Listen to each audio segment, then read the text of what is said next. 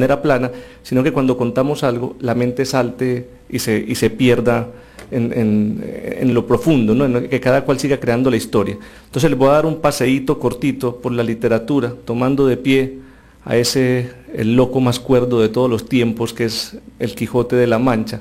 Ver cómo han tratado los personajes de manera curiosa desde el punto de vista psicológico, los escritores. Seguramente se me van a escapar muchísimos, pero es así una cosita de saltos.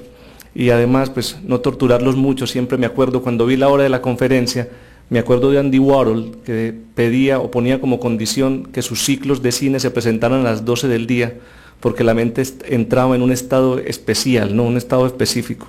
Yo no sé si era el estado del letargo, espero que no, pero él buscaba algo diferente, ¿no? Porque siempre que uno va a cine, uno va en la tarde, ¿no? En la noche, pero no a las 12 del día, que era una hora muy, muy especial.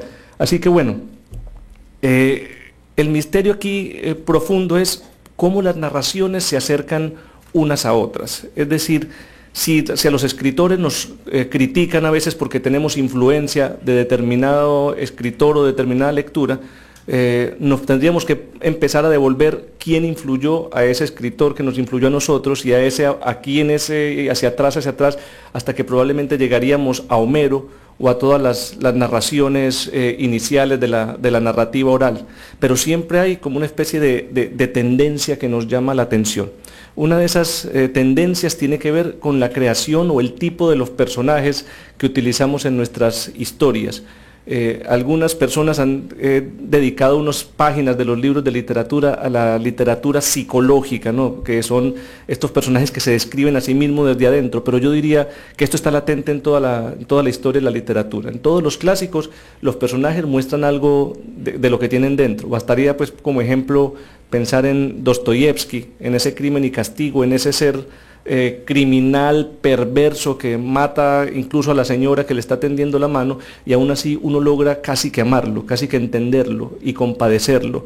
Y después nos vamos a Rojo y Negro de Stendhal, donde un hombre le cuentan que la mujer que ama está a punto de casarse con otra persona y cabalga 6 horas, se baja del caballo, entra a la iglesia y lo mata.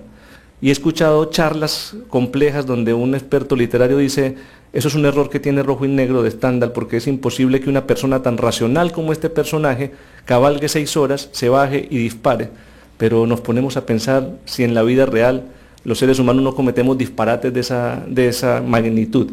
Así que este tipo de cosas se reúnen no solamente en la biblioteca y en el museo, se reúnen también en la mente. Todos nosotros tenemos historias que contar, cosas que vamos inventando, así no las transcribamos. Simplemente la vamos convirtiendo en determinadas presencias continuas. Una de las cosas más peligrosas que existe es la palabra escrita. Es mucho más peligrosa que la oral, porque la palabra escrita permanece siempre. Por eso a las chicas les agrada tanto que les escriban cartas. Es un truco que les doy a los chicos, ¿no? Si quieren enamorar profundamente, escriban. Porque uno dice las cosas y parece que las palabras de verdad se las llevará el viento, así suena a cliché, pero cuando uno las escribe, eso permanece ahí para siempre. Por eso alguien me contó que había visto una daga toledana en un museo y en esa daga decía: no te fíes de mí si te falta corazón. Y cada vez que yo me siento a escribir pienso en esa frase. La palabra es una daga y si uno no tiene corazón no debería sostenerla en las manos, porque puede ser para el mal. La palabra debe ser una cosa que lleva positivamente una carga de información, pero también es como una especie de electroshock que te dispara hacia otros pensamientos, hacia otras formas de pensamiento. Así que lo primero, el primer símbolo es el notar. Entonces, básicamente la literatura con la psicología de la mano es una manifestación de la verdad que vamos retocando con cosas que se nos ocurren y probablemente sean sacadas de muchos lados, ¿no? Por ejemplo, en el Quijote aparece, dice: las historias fingidas tanto tienen de buenas y de deleitables cuanto se llegan a la verdad o a la semejanza de ella, y las verdaderas tanto son mejores cuanto son más verdaderas. Esto pasa en el capítulo 2, en el libro 2, en el capítulo 57. Es muy curioso que la segunda parte del Quijote, él vuelve más psicológico el libro. Por ejemplo, los críticos y técnicos dicen que Sancho Panza se quijotiza, cuando Alonso Quijano se levanta de la cama después de esa paliza que le dan en la primera parte, este hombre reconoce que está mal de la cabeza, que tiene un problema gravísimo y que no tiene sentido lo que está haciendo porque es una lucha sin consecuencias, sin sentido. Y Sancho Panza va y lo levanta de la cama y le dice, pero ¿qué te pasa? Si me prometiste una ínsula, si nos están esperando un montón de riquezas y de doncellas por ahí, ¿cómo me vas a dejar aquí tirado después de que me metiste eso en la cabeza? Y él sale a regañadientes a seguir a Sancho Panza, y es Sancho Panza ahorita el que persigue ese sueño, él no, él ya tiene tristeza de lo que le está pasando. Entonces se vuelve completamente psicológico, siguiendo el término pues de la literatura, y Sancho Panza se quijotiza en ese sentido. Más adelante dice que entonces la mentira satisface cuando verdad parece y está escrita, con gracia que al discreto y siempre aplace. Si se escribe bien, uno es capaz de tragarse el cuento que sea, ¿no? Por eso una de las técnicas periodísticas más grandes de la historia es la crónica, que se ha perdido muchísimo. La crónica tiene la virtud de hacerle creer a uno que eso es cierto, que lo que le están contando a uno sucedió tal y como dice ese personaje. Esto también es del Quijote. En fin, empiezo a citar a algunos escritores que mencionan este tipo de cosas. Unas citas, les voy a leer poquito para no demorarme mucho, pero ahí la dejo mientras tanto. Este señor es cubano, Cid Andrés, escribe una cosa que se llama Delirio del Quijote. Dice, no eran de viento los molinos, Sancho, sino de tiempo. Ha sido desigual la pelea, tan difícil. Las aspas giraban hacia arriba, indiferentes, y yo minúsculo abajo en su sombra. Eran de tiempo, Sancho, grandes como erguidos y en la cima un remolino indescifrable. Acuérdense de ese episodio tan maravilloso, ¿no? Este hombre cree que los molinos son gigantes de viento, pero esto se convirtió en un símbolo. Es una frase que nosotros utilizamos o que aparecen en los libros, ¿no? No te preocupes, que no son molinos de viento, solo son molinos de viento, no son gigantes, ¿no? Como para quitarle importancia a algo que estamos volviendo grande, ¿no? Entonces, es muy probable que esta paradoja o este símil que utiliza Cervantes lo utilicemos nosotros en la vida real. ¿Y cuántas veces no veremos los problemas como algo que no tiene solución y en realidad son molinos, no gigantes? Guillaume Apollinaire, que es fabuloso, dice en un fragmento de un libro que se llama El poeta asesinado, también le hizo leer las traducciones de Cervantes y Goethe. Siguiendo su consejo, Cronamiantal leyó novelas de caballería de las que varias hubieran podido formar parte de la biblioteca de Don Quijote. Desarrollaron en Croniamanta un deseo insuperable de aventuras y amores peligrosos. Practicaba la esgrima, la equitación. Desde los 15 años declaraba a cualquiera que fuera a verle que estaba absolutamente decidido a convertirse en un famoso caballero sin par y ya soñaba con un amante.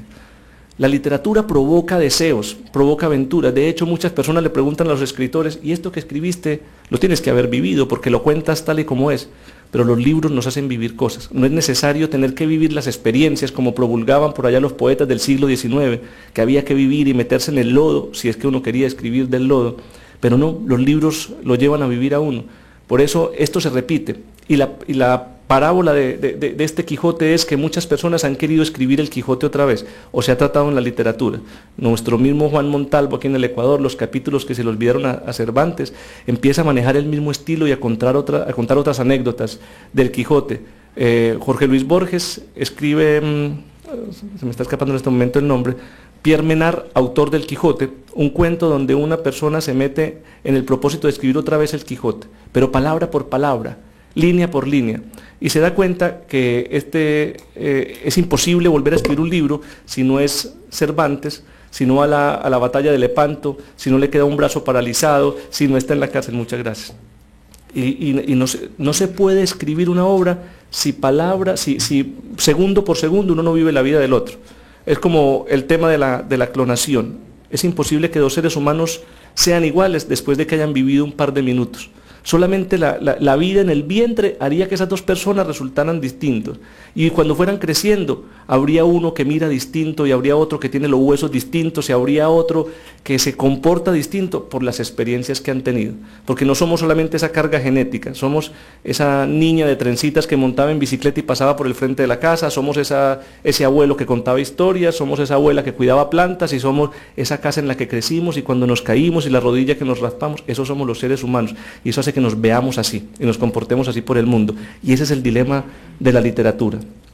Juan José Arriola, en la teoría de Dulcinea, en un lugar solitario cuyo nombre no viene al caso, hubo un hombre que se pasó la vida eludiendo a la mujer concreta.